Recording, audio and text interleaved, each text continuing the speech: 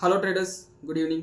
இன்றைக்கி இந்த மார்க்கெட் அனாலிசிஸை நம்ம 4 செக்மெண்ட்டாக பிரிச்சிருக்கோம். முதல் செக்மெண்ட்டில் இந்த ஈரான் போரில் நடந்த நிகழ்வுகளை பார்க்க போகிறோம். அண்ட் நேற்று நைட்டு மிகப்பெரிய தாக்குதலை அமெரிக்கா ஈரான் மேலே பண்ணியிருக்காங்க. அதனோட விளைவாக ஈரானோட ஐஆர்ஜிசி நாங்கள் ஸ்ட்ரெயிட் ஆஃப் ஹார்மஸை கம்ப்ளீட்டாக மூடுறோன்னு சொல்லிட்டாங்க. அண்ட் அதை பற்றி டீட்டெயிலாக பார்க்க போகிறோம்.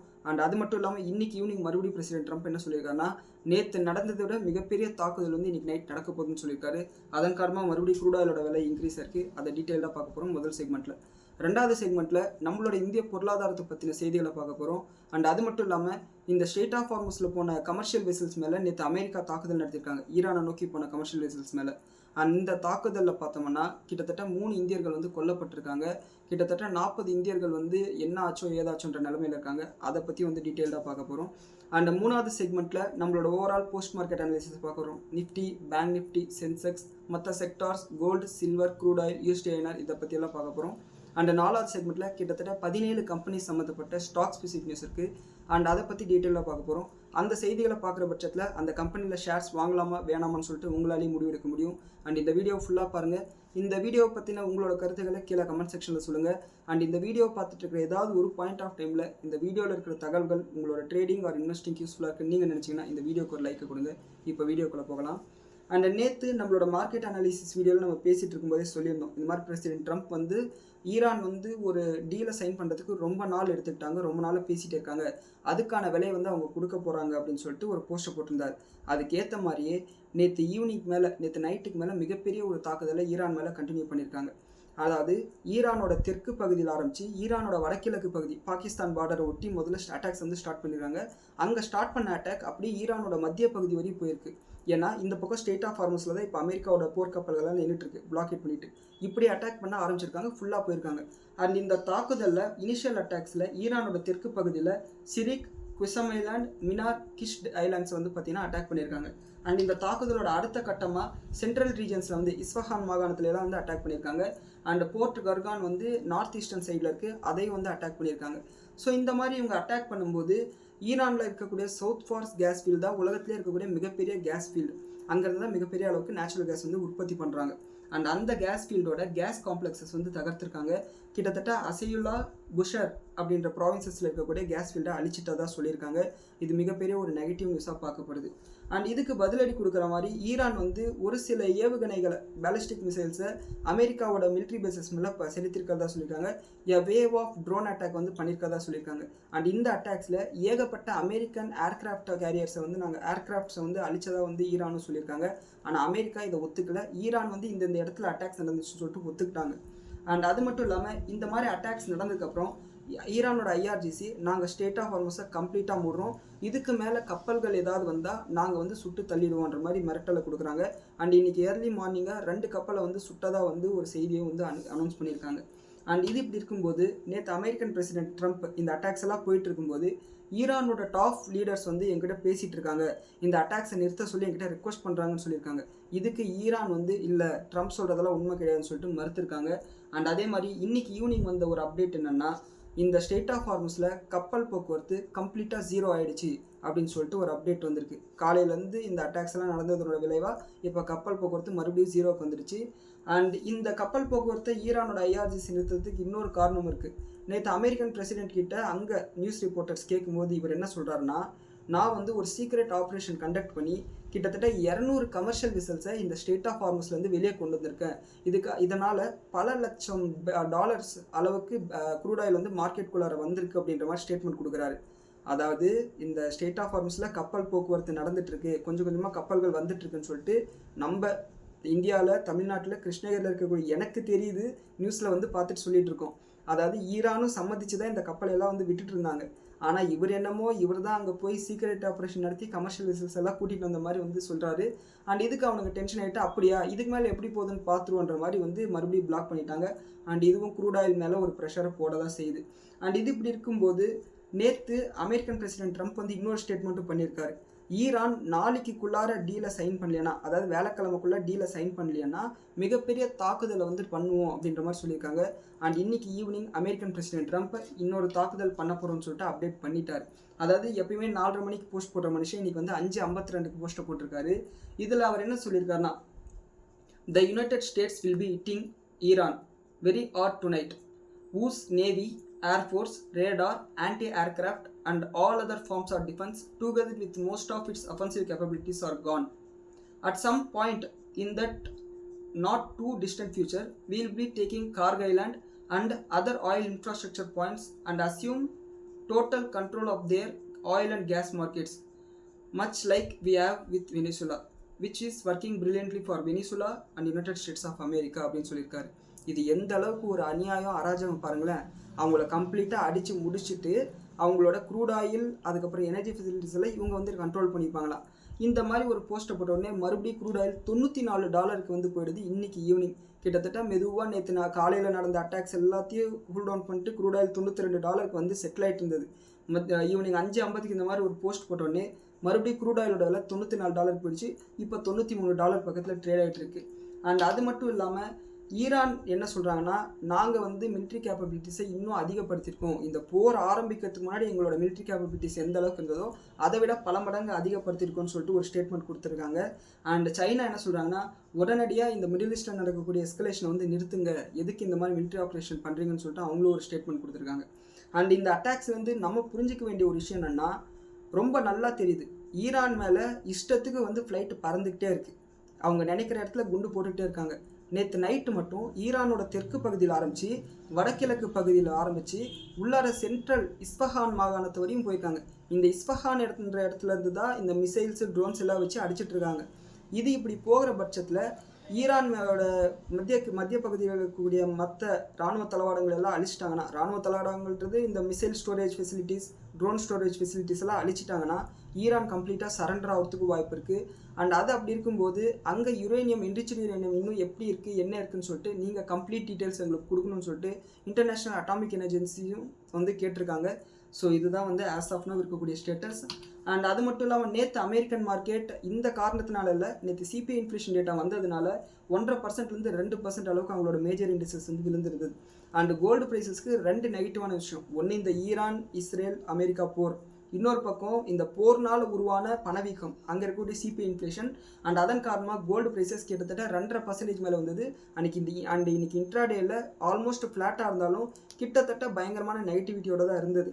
அதாவது கோல்டு ப்ரைஸஸ் லாஸ்ட் 10 நாளில் மட்டும் 10% அளவுக்கு இருந்திருக்கு. $4,400 $4,500 பக்கத்தில் இருந்தது, இப்போ $4,080 வந்துருச்சு. ஸோ இதனால் பெரிய அளவுக்கு இன்வெஸ்டர்ஸ் வந்து பாதிக்கப்பட்டிருக்காங்க. லாஸ்ட் ஒரு 3 நாளாகவே வந்து பார்த்தீங்கன்னா உங்களோட போர்ட்ஃபோலியோவில் மிகப்பெரிய லாஸ் கான்ட்ரிபியூட் பண்ணது கோல்டு அண்ட் சில்வர் இன்வெஸ்ட்மெண்ட்டில் தான் இருக்கும். அண்ட் இந்த தருணத்தில் இன்வெஸ்டர்ஸ்க்கு ஒரு பயம் வரலாம், கோல்டை பேசாமல் வித்துடலாமான்னு சொல்லிட்டு. நான் மறுபடியும் சொல்கிறேன், யாராலுமே அடுத்து என்ன நடக்கும்னு சொல்ல முடியாது. இப்போ ஈரான் வந்து ரொம்ப பலவீனமாக இருக்காங்க.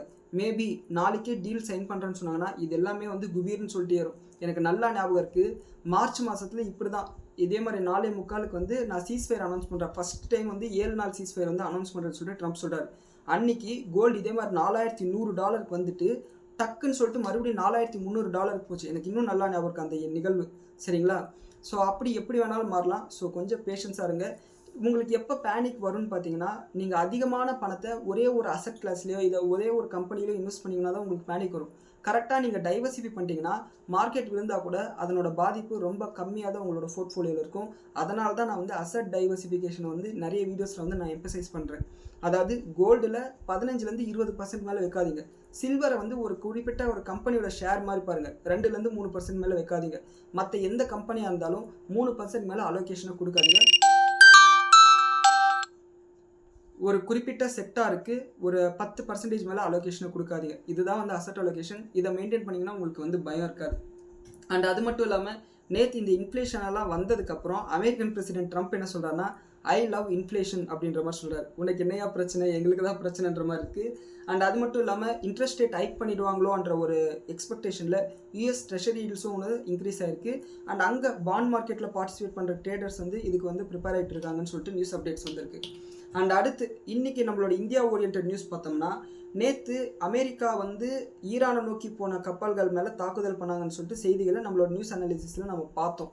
ஆனால் நேற்று நைட்டுக்கு மேலே ஒரு அப்டேட் வருது, அந்த கப்பலில் கிட்டத்தட்ட 24 இந்தியர்கள் வந்து இருந்தாங்க க்ரூ மெம்பர்ஸாக அப்படின்னு சொல்லிட்டு அப்டேட் வருது. இது வந்து நம்மளுக்கு வந்து ஒரு ஷாக்கை கொடுக்குது. அண்ட் அதுக்கப்புறம் இன்னொரு அப்டேட் வருது, இந்த 24 பேரில் 21 பேர் இருக்காங்க, பாக்கி 3 பேரை காணோம் அப்படின்னு சொல்லிட்டு அப்டேட் வருது. அண்ட் இவங்க எங்கன்னு சொல்லிட்டு பயங்கரமாக வந்து தேடுதல் பணியெல்லாம் நடக்குது. அண்ட் அந்த 3 பேர் இந்த அட்டாக்ல வந்து இறந்துட்டதா இன்னைக்கு மத்தியானத்துக்கு மேலே அப்டேட் வருது. அண்ட் இதுக்கு மினிஸ்ட்ரி ஆஃப் எக்ஸ்டர்னல் அஃபேர்ஸ் வந்து கண்டனம் தெரிவிச்சிருக்காங்க. அண்ட் அமெரிக்காவோட அஃபிஷியல்ஸ் எல்லாம் கூப்பிட்டு வந்து அவங்களோட கண்டனத்தை வந்து பதிவு பண்ணியிருக்காங்க. அண்ட் அது மட்டும் இல்லாமல் இந்த கப்பலை பற்றி விசாரிக்கும் போது காரணம் என்னென்னா, ஏதோ பொழப்புக்காக வந்து போகிறாங்க, பணம் சம்பாதிக்கணும், குடும்பத்தோட தேவைகளுக்காக போகிறாங்க, போன இடத்துல இப்படி ஆயிடுச்சு. ஒருவேளை இது வந்து இந்தியாவோட கப்பலாக இருந்தால் இந்தியன் கவர்மெண்ட் கண்டிப்பாக இவங்களுக்கு வந்து நஷ்ட ஈடு கொடுக்கும், அதில் வந்து மாற்று கருத்து இல்லை. ஆனால் இந்த கப்பலை எங்கே ரிஜிஸ்டர் பண்ணியிருக்காங்கன்னா, பலாவ் அப்படின்ற ஒரு ஐலாண்ட் நேஷனில் வந்து ரிஜிஸ்டர் பண்ணியிருக்காங்க. இது எதனால் இந்த மாதிரி ஐலாண்ட் நேஷனில் போய் ரிஜிஸ்டர் பண்ணியிருக்காங்கன்னா, இன்டர்நேஷ்னலாக இது வந்து நடக்கக்கூடிய ஒரு நார்மலான ப்ராசஸ் அப்படின்னு சொல்லிட்டு செய்திகள் வந்து தெரிய வருது. அதாவது இப்போ நம்ம கார் வாங்கினோம்னா, இந்த பிச்சைக்காரன் படம்னு சொல்லிட்டு நினைக்கிறேன், அதில் விஜய் ஆண்டனி வந்து ஒரு BMW கார் வச்சிருக்க ஒருத்தன் வந்து சின்னசாக ஒரு ஆக்சிடென்ட் ஆகிடும், பயங்கரமாக பேசுவான். அதுக்கு வந்து ரிஜிஸ்ட்ரேஷன் நம்பரை பார்த்து, இது பாண்டிச்சேரி ரிஜிஸ்ட்ரேஷன் நம்பர் தானே, அதாவது ரிஜிஸ்ட்ரேஷன் ஃபீஸை கம்மி பண்ணுறதுக்காக நீ பாண்டிச்சேரியில் போய் ரிஜிஸ்டர் பண்ணிட்டு நீ எல்லாம் BMW காரை பற்றி பேசுகிறியான்ற மாதிரி பேசியிருப்பார். அதே ப்ராசஸ் தான் இந்த கப்பல்களை இந்தியா மாதிரியான நாடுகளில், பெரிய நாடுகளில் வந்து பதிவு பண்ணோம்னா, ரிஜிஸ்டர் பண்ணோம்னா, இந்தியாவோட கொடியை போடணும்னா அந்த கப்பலில் பதிவு பண்ணணும். இந்த மாதிரி பதிவு பண்ணால் ஏகப்பட்ட செலவாகும். அண்ட் ஆனால் இந்த மாதிரி சின்ன நாடுகளில், தீவு நாடுகளில் போய் இந்த கப்பலை பதிவு பண்ணால் அங்கே வந்து ரிஜிஸ்ட்ரேஷன் ஃபீஸ் ரொம்ப ரொம்ப கம்மி. இந்த காரணத்தினால இந்த மாதிரி சின்ன சின்ன தீவு நாடுகளில் வந்து போய் பதிவு பண்ணுறாங்க. இது வந்து சட்டப்படி வந்து கரெக்டான விஷயம்தான், பெருசாக வந்து தப்புன்னு சொல்ல முடியாது. இருந்தாலும் கூட இப்போது இவங்களுக்கு வந்து நஷ்ட ஈடு கொடுக்கணும்னா அது இந்த பலாவ் அப்படின்ற ஐலாண்ட் நேஷன் தான் கொடுக்கணும். காரணம் என்னென்னா, இந்த மேரிடைம் லாவை என்ஃபோர்ஸ்மெண்ட் பண்ணுறது, அதே மாதிரி என்விரான்மெண்டல் சேஃப்டி, இந்த கப்பலில் என்ன நடந்தாலும் சரி அதுக்கு இந்த நாடு தான் பொறுப்பேற்றுக்கணும், அதுதான் மேரிடைம் லா சொல்லுது. அண்ட் இந்த பலாவ் அப்படின்ற நாடு வந்து வெஸ்ட் பசிபிக் ஓஷனில் இருக்கக்கூடிய ஒரு தீவு நாடு அப்படின்னு சொல்லிட்டு சொல்கிறாங்க. அண்ட் அதே மாதிரி இன்னைக்கு மத்தியானத்துக்கு மேலே ஒரு அப்டேட் வந்தது. இந்த இன்னொரு கப்பல், இந்த ஃபஸ்ட்டு தாக்குதல் நடத்தினது, நேற்று தாக்குதல் நடத்தின கப்பலோட பேர் வந்து MT செட்டிபெலோ அப்படின்றன்னு சொல்கிறாங்க. அண்ட் இன்னைக்கு மத்தியானம் MT ஜல்வீர் அப்படின்ற ஒரு கப்பல் மேலே தாக்குதல் நடத்திருக்கு. ஜல்வீர், இது பார்க்கும்போதே ஒரு இந்தி பேர் மாதிரி தெரியுது. ஜல்லுனா தண்ணி, வீரனா வீரன் அப்படின்னு சொல்லிட்டு நம்ம எடுத்துக்கலாம். அண்ட் இந்த கப்பலையாச்சும் இந்தியாவில் வந்து ரிஜிஸ்டர் பண்ணிக்கிறாங்க கேட்டிங்கன்னா அதுவும் கிடையாது. இந்த கப்பலை குனியா பிசாவ் அப்படின்ற ஒரு நாட்டில் வந்து ரிஜிஸ்டர் பண்ணியிருக்காங்க. அண்ட் இந்த கப்பலில் 20 க்ரூ மெம்பர்ஸ் இந்தியர்கள் இருந்திருக்காங்க. ஆனால் இவங்க எல்லாருமே சேஃபாக தான் இருக்காங்க. இந்த கப்பலில் சின்னசாக ஒரு இன்சிடென்ட் நடந்திருக்கு, ஒரு அட்டாக் நடந்திருக்கு. ஆனால் இன்னும் அஃபிஷியலாக வந்து நம்மளோட இந்தியன் கவர்மெண்ட் இதை டிக்ளேர் பண்ணலை. ஒரு மேரிடைம் இன்சிடென்ட் நடந்திருக்குன்னு மட்டும் சொல்லியிருக்காங்க. ஆனால் இப்போதைக்கு இந்த 41 பேர் வந்து சேஃபாக இருக்காங்க. ஒமன் நாட்டில் இவங்க இருக்கிறதா தகவல்கள் இருக்குது. இவங்களை நம்ம நாட்டுக்கு கூட்டிகிட்டு வரதுக்காக அங்கே எம்பசியில் வந்து பேச்சுவார்த்தை நடந்துகிட்ருக்கு. கூடிய சீக்கிரமே இவங்க பத்திரமா வந்துடுவாங்கன்னு சொல்லிட்டு எதிர்பார்க்கலாம். அண்ட் நம்மளோட கவர்மெண்ட் இந்த இறந்து போனவங்களுக்கு 3 பேருக்கும் அவங்களோட குடும்பத்துக்கு ஏதாவது ஃபினான்ஷியல் அசிஸ்டன்ஸ் கொடுத்தா நல்லாயிருக்கும். மேக்ஸிமம் இந்த மாதிரி கப்பலில் வேலை செய்கிறவங்களுக்கு இன்சூரன்ஸ் இருக்குன்னு சொல்லிட்டு நான் நினைக்கிறேன். எப்படியோ ஒன்று அவங்க குடும்பத்துக்கு ஏதோ ஒரு ஃபினான்ஷியல் செக்யூரிட்டி கிடச்சா நல்லாயிருக்கும். ஆனால் இந்த விஷயத்த சில பேர் வந்து சிரிச்சுட்டே வீடியோ போடுவானுங்க, அதை நினச்சாதான் கொஞ்சம் காண்டாகுது.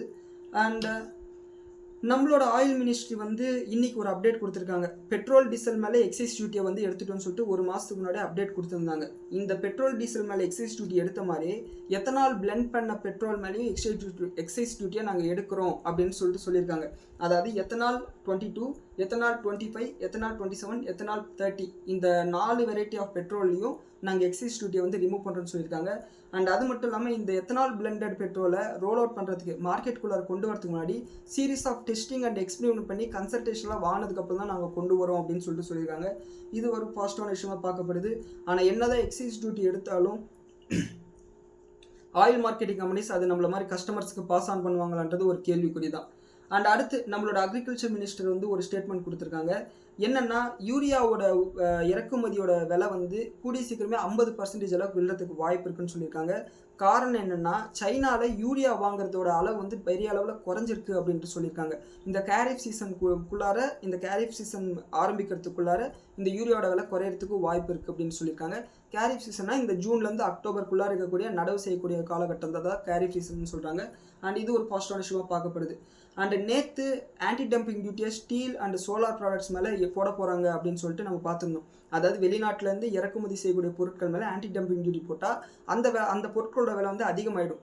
அண்ட் இதன் காரணமாக உள்நாட்டில் உற்பத்தி செய்கிற பொருட்களோட வியாபாரம் வந்து அதிகமாகும். இது வந்து ஸ்டீல் அண்ட் சோலார் ப்ராடக்ட்ஸ் மேலே போட போகிறாங்கன்னு சொல்லிட்டு நேற்று நியூஸ் வீடியோவில் பார்த்துருந்தோம். அண்ட் இன்னைக்கு என்ன ஒரு அப்டேட் கொடுத்துருந்தாங்கன்னா அலுமினியம் ப்ராடக்ட்ஸ் மேலேயும் இதே மாதிரி ஆன்டி டம்பிங் டியூட்டி போட போகிறதா நம்மளோட கவர்மெண்ட் வந்து அப்டேட் பண்ணியிருக்காங்க. அண்ட் இதன் காரணமாக இன்னைக்கு இண்டால்கோ வேதாந்தாவோட ஷேர்ஸ் எல்லாம் பாசிட்டிவாக ரியாக்ட் பண்ணுது. காரணம் வந்து இங்கே டொமஸ்டிக்கலாக அலுமினியம் ப்ரொடியூஸ் பண்ணக்கூடிய கம்பெனிஸ் இவங்கன்றதுனால. அண்ட் அடுத்து மே மாதம் எலக்ட்ரிசிட்டியோட டிமாண்ட் 11% அளவுக்கு இன்க்ரீஸ் ஆயிருக்கு இயர் ஆன் இயர் பேசிஸில். போன வருஷத்தோட மே மாதத்தோட கம்பேர் பண்ணும்போது இந்த வருஷத்தோட மே மாதம் 11% அளவுக்கு இன்க்ரீஸ் ஆயிருக்கு. அண்ட் இதனால் பல கம்பெனிஸ்க்கு வந்து பாசிட்டிவான விஷயமா இருக்குது. அது ஸ்டாக் ஸ்பெசிஃபிக் நியூஸில் வந்து பார்த்துக்கலாம், அந்த செக்மெண்ட்டில் பார்த்துக்கலாம். அண்ட் அடுத்து இந்தியன் கவர்மெண்ட் 96 கம்பெனிஸை டெக்ஸ்டைல் செக்மெண்ட்டில் பிஎல்ஐ ஸ்கீமுக்கு வந்து செலக்ட் பண்ணிக்கிறதா சொல்லியிருக்காங்க. இந்த பிஎல்ஐ ஸ்கீமெல்லாம் ஒன்றும் கிடையாது. இப்போ கவர்மெண்ட் வந்து ஒரு டார்கெட் செட் பண்ணுவாங்க, இந்த அளவுக்கு சேல்ஸ் பண்ணுங்கள், இந்த அளவுக்கு உற்பத்தி பண்ணுங்கள் அப்படின்னு சொல்லிட்டு ஒரு டார்கெட் செட் பண்ணுவாங்க. அந்த டார்கெட்டை வந்து ரீச் பண்ணிட்டா இவங்களுக்கு வந்து ஒரு 5% 10% இன்சென்டிவ் மாதிரி கொடுப்பாங்க. இப்போ நம்ம சேல்ஸில் இருக்கோன்னா நம்ம வந்து டார்கெட் அச்சீவ் பண்ணால் நமக்கு இன்சென்டிவ் கொடுப்பாங்கல்ல, அந்த மாதிரி. ஸோ இதுக்கு கிட்டத்தட்ட 12,800 கோடி ரூபாய் அளவுக்கு அலோகேட் பண்ணியிருக்கதா சொல்லியிருக்காங்க. இது டெக்ஸ்டைல் செக்மெண்ட்டில் 3வது ரவுண்ட் ஆஃப் செலெக்ஷன் சொல்லிட்டு சொல்லியிருக்காங்க. இது பாசிட்டிவான விஷயமாக பார்க்கப்படுது. டெக்ஸ்டைல் ஸ்டாக்ஸை கொஞ்சம் ஃபோக்கஸ் பண்ணிக்கோங்க. அண்ட் அடுத்து சிட்டி குரூப் நிஃப்டியோட டார்கெட்டாக 26,000, அடுத்த 12 மாதத்துல 26,000 போனாலே பெரிய விஷயம்னு சொல்கிறாங்க. அதாவது இங்கேருந்து 12% அளவுக்கு நிஃப்டி இன்க்ரீஸ் ஆனால் பெரிய விஷயம்னு சொல்லியிருக்காங்க. இதுக்கு அவங்க முக்கியமான காரணமாக சொல்கிறது ஒன்று, இந்த வெஸ்ட் ஏஷியா கிரைசிஸ் குரூட் ஆயிலோட விலை இன்க்ரீஸ் ஆனது இன்ஃப்ளேஷன் காரணமாக சொல்கிறாங்க. இன்னொன்று, ஏஐ செமிகண்டக்டர் செக்மெண்ட்டில் எந்த விதமான பார்ட்டிசிபென்ட்ஸும் அதாவது கம்பெனிஸும் வந்து இல்லை, அதுவும் ஒரு காரணம் நிஃப்டி வந்து அண்டர் பெர்ஃபார்ம் பண்ணுறதுக்குன்னு சொல்லியிருக்காங்க. இதை வந்து நோட் பண்ணிக்கோங்க. ஆனால் இந்த மாதிரி ப்ரோக்கரேஜஸ் எல்லாம் நாளைக்கே நிஃப்டி பயங்கரமாக இன்க்ரீஸ் ஆயிடுச்சுன்னா அப்போ 28,000 30,000 சொல்லிட்டு டார்கெட் கொடுக்கறதுக்கு தயங்க மாட்டாங்க. அதையும் நோட் பண்ணிக்கோங்க. காரணம் என்னென்னா கோல்டு வந்து $6,000 போகும், $7,000 போகும்னு சொன்னாங்க. இப்போ பாருங்கள் கிட்டத்தட்ட $4,000 வந்திருக்கும். ஏன்னா நம்ம ஊர்லேயே வந்து சில பேர் 25,000 ஒரு கிராம் போகும்னு சொன்னாங்க. இப்போ கேட்டிங்கன்னா போகும், 5 வருஷமோ 10 வருஷமோ கழிச்சு போகும்னு சொன்னாங்க. 5 வருஷம் 10 வருஷம் கழிச்சு கண்டிப்பாக 25,000 போகும், அது எல்லாருக்குமே தெரியும். ஆனால் எப்போ போகும் அப்படின்றது யாராலையும் சொல்ல முடியாது, அதுதான் உண்மை. ஆனால் எல்லாம் தெரிஞ்ச மாதிரி இந்த மாதிரி ப்ரோக்கரேஜஸும் சில பேர் வந்து பேசுவாங்க, அதுக்கு வந்து நம்ம எதுவும் பண்ண முடியாது. அண்ட் இவங்க சிட்டி குரூப் வந்து சில செக்டார்ஸில் வந்து இன்வெஸ்ட் பண்ணலாம் அப்படின்னு சொல்லிட்டு ஓவர் வெயிட் ரேட்டிங் கொடுத்துருக்காங்க. அந்த செக்டார்ஸ் என்னென்னு பார்த்தோம்னா financial, telecom, health care and defence and utilities அப்படின்னு சொல்லியிருக்காங்க. அண்டர் வெயிட்டாக இவங்க ஐடி, எஃப்எம்சிஜி, மெட்டல்ஸை வந்து சொல்லியிருக்காங்க. இதை வந்து நோட் பண்ணிக்கோங்க. அண்ட் ஆசஸ் கேமிங் லேப்டாப் இருக்கு இல்லையா, அண்ட் அவங்களோட உற்பத்தியை இந்தியாவில் தொடங்க போகிறதா சொல்லியிருக்காங்க. அண்ட் ஓவரால் ப்ரொடக்ஷனில் 25% 30% இந்தியாவிலே உற்பத்தி பண்ண போகிறதா சொல்லியிருக்காங்க. இது வந்து ஆசஸ் என்ற கம்பெனி வந்து ஸ்டாக் மார்க்கெட்டில் லிஸ்ட் பண்ணாத ஒரு கம்பெனி. அண்ட் அதனால தான் இது வந்து இந்தியா ஓரியன்ட் நியூஸில் வந்து சொல்கிறேன். இந்தியாவில் உற்பத்தி பண்ணுறது இந்தியன் எக்கனாமிக்கு நல்ல விஷயம், அதனால தான். அண்ட் அடுத்து இன்னைக்கு நிதி ஆயோக் மீட்டிங் நடந்தது. அதில் நம்மளோட சீஃப் மினிஸ்டர் விஜய் அவர்கள் வந்து கலந்துக்கிட்டாங்க. அண்ட் அதில் அவர் பேசும்போது என்ன சொல்லியிருக்காருன்னா 2036 நம்மளோட தமிழ்நாட்டோட பொருளாதாரம் $1.5 trillion வந்து ரீச் பண்ணணும்னு சொல்லியிருக்காங்க. இதை ஒரு பாசிட்டிவான விஷயமா நம்ம பார்க்கலாம். அண்ட் அடுத்து 3வது செக்மெண்ட் மார்க்கெட் அனாலிசிஸ் வந்தோம்னா இன்னைக்கு காலையில் நம்மளோட நிஃப்டி கேப் டவுன்னு சொல்லிட்டு காமிச்சது. அதுக்கேற்ற மாதிரி நம்மளோட நிஃப்டி 110 பாயிண்ட் அளவுக்கு கேப் டவுன் ஆச்சு. அண்ட் ஃபர்ஸ்ட் ஆஃப் கிட்டத்தட்ட 12:30 மணி வரையும் கிட்டத்தட்ட 220 பாயிண்ட் அளவுக்கு நிஃப்டி ரெக்கவர் ஆகுது. ஆல்மோஸ்ட் எல்லா செக்டார்லையுமே வந்து நம்ம இதே மாதிரி ப்ரைஸ் ஆக்ஷனை தான் நம்ம பார்த்தோம். அண்ட் செகண்ட் ஆஃபில் 12:30க்கு மேலே 136 பாயிண்ட் அளவுக்கு விழுந்து 53 பாயிண்ட் அளவுக்கு நெகட்டிவாக முடிஞ்சிருக்கு 23,161. அண்ட் நம்ம ஏற்கனவே சொன்ன மாதிரி 23,145 சப்போர்ட். அண்ட் அதே மாதிரி 23,263 ரெசிஸ்டன்ஸாக இருக்கும். அந்த லெவலில் தாண்டபடி நம்ம வந்து கொஞ்சம் கேர்ஃபுல்லாக தான் இருக்கும். அண்ட் அடுத்து அட்வான்ஸ் டிக்ளைன் ரேஷியோ பார்த்தோம்னா 1013 கம்பெனிஸ் பாசிட்டிவாகவும் அண்ட் 2255 கம்பெனிஸ் நெகட்டிவாக இன்னைக்கு ட்ரேட் ஆகி முடிஞ்சிருக்கு. அண்ட் ஃபர்ஸ்ட் ஆஃபில் இது அதிகமாக இருந்தது. அண்ட் செக்டார் வைஸ் பார்த்தோம்னா ஆட்டோ செக்டார், பேங்க் நிஃப்டி வந்து ஃப்ளாட்டாக இருந்தது. எஃப்எம்சிஜி 1% அளவுக்கு நெகட்டிவாக இருக்குது. காரணம் என்னென்னா இன்னமும் கூட சவுத் வெஸ்ட் மான்சூன் வந்து இன்னும் ஸ்டார்ட் ஆகலைன்னு சொல்லிட்டு சில ரிப்போர்ட்ஸ் வந்து தெரிவிக்கிறாங்க. அண்ட் இந்த சவுத் வெஸ்ட் மான்சூன் ஜூன் 4ஆம் தேதி இல்லை 5ஆம் தேதி ஸ்டார்ட் ஆகிடுன்னு சொல்லிட்டு நம்மளோட நியூஸ் அனாலிசிஸ்லேயே நம்ம பேசியிருக்கோம். ஆனால் இன்னுமே ஸ்டார்ட் ஆகாததுக்கு காரணமாக எஃப்எம்சிஜியை வந்து இன்றைக்கி போட்டு அடிச்சிருக்காங்க. And pharma and health care 0.5% அளவுக்கு பாசிட்டிவாக இருக்குது. அண்ட் நான் ஏற்கனவே சொன்ன மாதிரி கோல்டு ப்ரைஸஸ் நேற்று மட்டுமே 2.5% அளவுக்கு விழுந்தது. அண்ட் அதனோட ப்ரைஸ் ரிஃப்ளெக்ஷன் வந்து இன்றைக்கி நம்மளோட மார்க்கெட்லேயும் பார்க்க முடிஞ்சது. அண்ட் அது மட்டும் இல்லாமல் கோல்டு ரிலேட்டட் கம்பெனிஸ் ஜுவல்லர்ஸாக இருக்கட்டும் அண்ட் கோல்டு ஃபைனான்ஷியல்ஸாக இருக்கட்டும், இதன் காரணமாக அவங்களோட ஷேர் ப்ரைஸும் நெகட்டிவாக ரியாக்ட் ஆச்சு. அண்ட் இன்றைக்கி நம்மளோட இந்தியன் மார்க்கெட்டில் 24 கேரட் கோல்டு ஒரு கிராமுக்கு 14,700 ரூபாயும், 22 கேரட் கோல்டு ஒரு கிராமுக்கு 13,470 ரூபாயும் இந்த வீடியோ பண்ணிட்டு இருக்கிற டைமில் வந்து ட்ரேட் ஆகிட்டு இருக்கு. அண்ட் ஒரு பவுனுன்னு பார்த்தோம்னா 1,07,000 ரூபாய்க்கு வந்துருச்சு. ஸோ யாராவது கோல்டு வாங்கணும்னு நினச்சிங்கன்னா தாராளமாக வந்து கொஞ்சம் கொஞ்சமாக வாங்க ஆரம்பிங்க. ஏன்னா பீக்கில் 1,31,000 ரூபாய் ஒரு பவுன் இருந்தது. அப்போ நம்மளோட USD/INR 92 ரூபா per டாலர் இருந்தது. ஆனால் இப்போ நம்மளோட USD/INR வந்து 3 ரூபா அளவுக்கு டிப்ரிஷியேட் ஆயிருக்கு. ப்ளஸ் கோல்டு ப்ரைஸஸ் வந்து விழுந்திருக்கிறதுனால நமக்கு அந்த அளவுக்கு தெரியல. அண்ட் ஒருவேளை கோல்டு ப்ரைஸஸ் மறுபடியும் $5,000 தாண்டும் போது இந்த 1,30,000 விட அதிகமான விலைக்கு போகிறதுக்கு வாய்ப்பு இருக்குது. ஸோ வாங்கணும்னு நினைக்கிறவங்க எஸ்ஐபி மாதிரி வாங்க ஆரம்பிங்க. ஸோ அதுதான் வந்து பெஸ்ட்டான இன்வெஸ்ட்மெண்ட்னு சொல்லுவேன். அண்ட் சில்வர் ப்ரைஸஸ் $2,34,000 ட்ரேட் ஆகிட்டு இருக்கு. சில்வர் ப்ரைஸஸ்லேயும் ஒரு செல் ஆஃப் வந்து பார்க்க முடிஞ்சது. அண்ட் USD/INR எடுத்துக்கிட்டோம்னா இன்றைக்கி மறுபடியும் இந்த க்ரூட் ஆயிலோட விலையெல்லாம் இன்க்ரீஸ் ஆனதுனால கிட்டத்தட்ட 50 பைசா அளவுக்கு டிப்ரிஷியேட் இருக்குது. $95.75 ட்ரேட் ஆகி முடிஞ்சிருக்கு. க்ரூட் ஆயில் இப்போ நம்ம பேசிகிட்டு இருக்கும்போது $93 இருக்குது. அண்ட் FIIs இன்னைக்கு $1,987 கோடி ரூபாய்க்கு விற்றுருக்காங்க. DIs $4,225 கோடி ரூபாய்க்கு வாங்கியிருக்காங்க. ஸோ இதுதான் நம்மளோட போஸ்ட் மார்க்கெட் அனாலிசிஸ். அண்ட் அடுத்து 4வது செக்மெண்ட் ஸ்டாக் ஸ்பெசிஃபிக் நியூஸ்க்கு வந்தோம்னா, ஜாகல் ப்ரீபெய்ட் சர்வீசஸ் இந்த கம்பெனியை நமக்கு இன்ட்ரடியூஸ் பண்ணது நம்மளோட ஒரு சப்ஸ்கிரைபர் தான். அவர் சொல்லி தான் இந்த கம்பெனியவே நான் தெரிஞ்சுக்கிட்டேன். நான் வந்து இந்த கம்பெனி என்னோட வாட்ச் லிஸ்ட்டில் இப்போயும் கூட நான் இதை வந்து என்னோட போர்ட்ஃபோலியோவில் நான் சேர்க்கல. ரொம்ப சின்ன கம்பெனி, ஆனால் நல்ல கம்பெனி. இவங்களோட பேசிக் பிஸ்னஸ் மாடலே வந்து பார்த்தீங்கன்னா, இந்த மாதிரி கார்ப்பரேட் கம்பெனிஸில் வேலை செய்யக்கூடிய எம்ப்ளாயிஸோட எக்ஸ்பென்ஸை மெயின்டைன் பண்ணுறது தான். அவங்களுக்கு வந்து ஃபுட் கூப்பன்ஸ் கொடுப்பாங்க, ட்ராவல் அலோன்ஸ் கொடுப்பாங்க, இந்த மாதிரி நிறைய பெனிஃபிட்ஸ் கொடுப்பாங்க இல்லையா. இந்த எக்ஸ்பென்ஸ் எல்லாம் வந்து கணக்கு போடுறது தான். இவங்க கிட்டேருந்து ஒரு அப்டேட் வந்திருக்கு. கிராம்ப்டன் கிரீவ்ஸ் கன்சியூமர் எலக்ட்ரிக்கல்ஸ் இருக்கு இல்லையா, அவங்களும் வந்து ஒரு லிஸ்டட் கம்பெனி தான். அண்ட் அவங்க கிட்ட ஒரு அக்ரிமெண்ட்டை சைன் பண்ணதாக சொல்கிறாங்க. அதாவது இந்த கிராம்ப்டன் கிரீவ்ஸில் வேலை செய்யக்கூடிய எம்ப்ளாயிஸோட எக்ஸ்பென்சஸை அடுத்த 5 வருஷத்துக்கு இவங்க தான் வந்து மேனேஜ் பண்ண போகிறதா சொல்லியிருக்காங்க. இது பாசிட்டிவான விஷயம். ஆனால் இந்த அக்ரிமெண்ட்டில் என்ன வேல்யூ கான்ட்ராக்ட்னு சொல்லிட்டு சொல்லலை. காரணம், அந்தந்த மாதத்துக்கு எத்தனை யூசர்ஸ் இருப்பாங்களோ அதை பொறுத்து இந்த பிஸ்னஸ் இருக்குன்னு சொல்லிட்டு சொல்லியிருக்காங்க. இதை வந்து Zaggle prepaid share holders note பண்ணிக்கோங்க. அடுத்து அலம்பிக் ஃபார்மாக்கு USFDA கிட்டேருந்து டென்டேட்டிவ் அப்ரூவல் கிடச்சிருக்கு. எதுக்குன்னா லேரோடெரக்டினிப் கேப்சூல் கிடச்சிருக்கு. இது எதுக்கு யூஸ் பண்ணுவாங்கன்னா, டியூமர் இருக்கு இல்லையா, அந்த டியூமரை ட்ரீட் பண்ணுறதுக்காக யூஸ் பண்ணுவாங்க. டென்டேட்டிவ் அப்ரூவல்னா பார்த்தீங்கன்னா, இது வந்து உடனே அப்ரூவல் கொடுத்துட்டு மார்க்கெட்டுக்கு வராது. காரணம் என்னென்னா, இந்த ட்ரக்குக்கு அப்ரூவல் கொடுத்துட்டாங்க, இருந்தாலும் கூட இந்த ட்ரக்குக்கு இன்னும் பேட்டன்ட் வந்து இருக்கும். அண்ட் அந்த பேட்டன்ட் முடிஞ்சதுக்கப்புறம் இவங்க வந்து US மார்க்கெட்டில் வந்து ரிலீஸ் பண்ணிடுவாங்க. அண்ட் இதனோட மார்க்கெட் சைஸ் போன 12 மாதத்தில் பார்த்தோம்னா $91 மில்லியன் அளவுக்கு இந்த ஒரு ட்ரக்கோட மார்க்கெட் சைஸ். நம்மளோட இந்திய ரூபாயில் 900 கோடி 900 crores இந்த ட்ரக்குக்கு வந்து மார்க்கெட் சைஸ் இருக்குது. இதில் அவங்க ஒரு 10% 20% பிடிச்சாங்கன்னா கூட போதும் இவங்களுக்கு, ஜெனரிக் செக்மெண்ட்டில் சொல்கிறேன். அண்ட் அடுத்து சிப்லாவோட கோவா மேனுஃபேக்சரிங் பிளான்ட்டுக்கு USFDA வாலண்டரி ஆக்ஷன் நீடட்னு சொல்லிட்டு ஒரு இஷ்யூ வந்து வார்னிங் வந்து இஷ்யூ பண்ணியிருக்காங்க. அண்ட் இது எதனால் இஷ்யூ பண்ணியிருக்காங்கன்னா, சில இன்ஸ்பெக்ஷன் பண்ணும்போது இது எல்லாம் மாற்றுங்க அப்படின்னு சொல்லிட்டு சில விஷயங்களை சொல்லுவாங்க. அண்ட் இந்த இன்ஸ்பெக்ஷனை ஏப்ரல் 6ஆம் தேதி வந்து ஏப்ரல் 17ஆம் தேதி இந்த வருஷம் பண்ணியிருக்காங்க. கிட்டத்தட்ட 2 மாதம் கழிச்சு இப்போ இந்த மாதிரி ஒரு அப்டேட்டை கொடுத்துருக்காங்க. அண்ட் அடுத்து ஜெஃப்ரீஸ் டாடா மோட்டார்ஸ் பேசஞ்சர் வெஹிக்கிளோட ரேட்டிங் வந்து குறைச்சிருக்காங்க. அதாவது 25% இங்கேருந்து விழுன்னு சொல்லிட்டு சொல்லியிருக்காங்க. அண்ட் அண்டர் பர்ஃபார்ம் டார்கெட் கொடுத்துருக்காங்க. அண்டு நேற்றுக்கு முந்தின நாள் செவ்வாய்க்கிழமை நியூஸ் வீடியோவில் பார்த்தீங்கன்னா, நம்மளோட வீடியோவில் பார்த்தீங்கன்னா, அதில் வந்து HSBC வந்து ஓல்டு ரேட்டிங் கொடுத்துருந்தாங்க. $450 சொல்லிட்டு டார்கெட் ப்ரைஸ் கொடுத்துருந்தாங்க. 2 பேருமே ஒரே காரணத்தை தான் சொல்கிறாங்க. JLRல ஏற்பட்ட அந்த டவுன் ட்ரெண்ட் காரணமாக இவங்களோட பிஸ்னஸ் வந்து பெரிய அளவில் பாதிக்கப்படும், இவங்களோட ப்ராஃபிட்டபிலிட்டி பாதிக்கப்படும் சொல்லியிருக்காங்க. இதை வந்து நோட் பண்ணிக்கோங்க Tata motor share holders. And இன்னைக்கு விப்ரோவோட பைபேக் வந்து ஸ்டார்ட் ஆகிடுச்சு. அண்ட் உங்ககிட்ட ஷேர்ஸ் இருந்துச்சுன்னா அந்த ஷேர்ஸை நீங்கள் ஜூன் 5ஆம் தேதிக்கு முன்னாடி வாங்கியிருந்தீங்கன்னா இந்த பைபேக்கு நீங்கள் எலிஜிபிளாக இருப்பீங்க. அண்ட் இந்த பைபேக்கோட அக்செப்டன்ஸ் ரேஷியோ எதை பொறுத்துக்குன்னா, இந்த 15,000 கோடி ரூபாய் வேல்யூவேஷனில் எத்தனை பேர் அப்ளிகேஷன் போடுறாங்கன்றதை பொறுத்து தான் அக்செப்டன்ஸ் ரேஷியோ இருக்கும். ஒருவேளை நிறைய ரீட்டைல் இன்வெஸ்டர்ஸ் வந்து அப்ளை பண்ணாங்கன்னா அதுக்கேற்ற மாதிரி அக்செப்டன்ஸ் ரேஷியோ குறையும். உதாரணத்துக்கு அக்செப்டன்ஸ் ரேஷியோனா, நீங்கள் 100 ஷேர் அப்ளை பண்ணுறீங்கன்னா அதில் வந்து எவ்வளோ ஷேர்ஸ் வந்து இவங்க பைபேக் அக்செப்ட் பண்ணிக்கிறாங்க அப்படின்றது தான் அக்செப்டன்ஸ் ரேஷியோ. 2016 இதே மாதிரி 2,500 கோடி ரூபாய்க்கு இவங்க பைபேக் அனௌன்ஸ் பண்ணாங்க. அதனோட அக்செப்டன்ஸ் ரேஷியோ 100%. நீங்கள் 100 ஷேர் அப்ளிகேஷன் போடுறீங்கன்னா 100 ஷேரையும் நான் வாங்கிக்கிறேன் அப்படின்னு சொல்லிட்டு சொல்லியிருந்தாங்க. 2017 99.3%, 2019 53% அளவுக்கு அக்செப்டன்ஸ் ரேஷியோ வந்திருக்கு. அண்ட் 2020 100%, 2023 12,000 கோடி ரூபாய் மதிப்புள்ள பைபேக்கு 78% அக்செப்டன்ஸ் ரேஷியோ இருக்குது. ஆனால் இந்த முறை இந்த அளவுக்கு அக்செப்டன்ஸ் ரேஷியோ இருக்குமான்றது ஒரு சந்தேகம் தான். காரணம் என்னன்னா, இப்போ விப்ரோட ஷேர் வந்து ட்ரேட் ஆகிட்டு இருக்குது $170 பக்கத்தில் ட்ரேட் ஆகிட்டு இருக்கு காலையில் பார்த்த வேலை. அண்ட் அங்கேருந்து கணக்கு போட்டோம்னா 40% அளவுக்கு ப்ரீமியமில் இருக்குது. ஸோ கண்டிப்பாக எல்லாருமே அப்ளிகேஷன் விடுவாங்க. உங்ககிட்ட ஒரு வேலை விப்ரோட ஷேர்ஸ் ஜூன் 5ஆம் தேதிக்கு முன்னாடி நீங்கள் வாங்கினீங்கன்னா இந்த பைபேக்கில் நீங்கள் பார்ட்டிசிபேட் பண்ணுங்கள். அண்ட் ஜி என்டர்டெயின்மெண்ட்கிட்டேருந்து ஒரு அப்டேட் வந்திருக்கு.